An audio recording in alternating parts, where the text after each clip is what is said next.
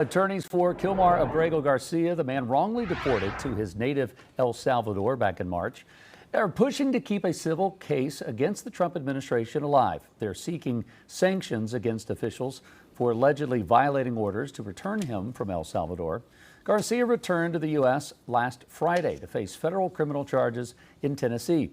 Justice Department attorneys telling the U.S. District Judge that she should pause all deadlines in the civil case while they prepare a formal request for her to drop the matter entirely.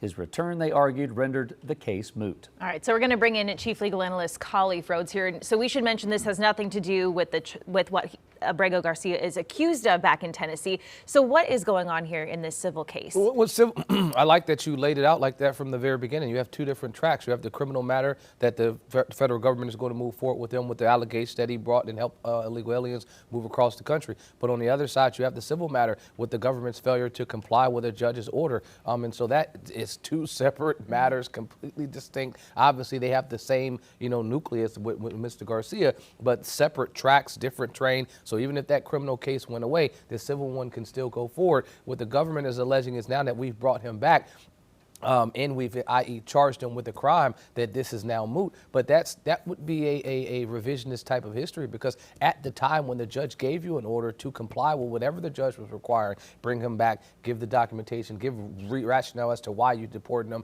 in the manner in which it was done, all of the things that the judge was asking and requesting and requiring that you to do, and you didn't do any of those things, now moving forward and saying, okay, now we brought him back, doesn't cure the fact that you didn't at the time when the order was requesting it. Khalif, what kind of, legal safeguards do you need to put in place for those that might be, let's just say, in North and South Carolina that are facing similar charges? How do we make sure that they are going to have a legal kind of due process? That's hard to say. I mean, right now, the things that are already in place to prevent this from happening were there before. That if a judge gives you an order as an individual or in an administration or in an agency that tells you to do something, judges speak through the orders. I've said it a number of times. If the order's in paper or in oral, you have an obligation, a duty to adhere to that order, and to disregard that order. I don't know any other way to put it, safeguards around that. I mean, it's like if we're down the bowling alley, the guardrails are up. I mean, so we can't put any additional bumpers on top of the bumpers that are already there. It really just takes compliance with the order. And so now you're suing to force and to require that you comply with an order that's already lawfully given. Khalif's looking at this case out of Tennessee. Obviously, they found the man who gave the car to Kilmar Abrego Garcia to drive.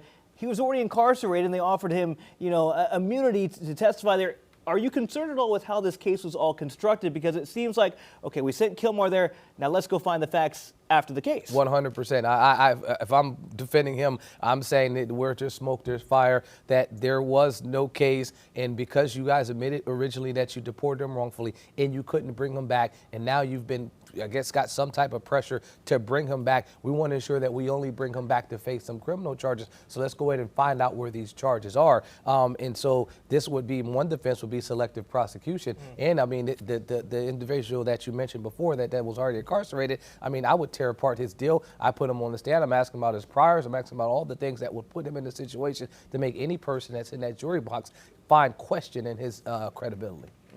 All right, Khalif, thank you very much for today. Appreciate it. Queen City News Plus. Just search Queen City News on your smart TV's app store.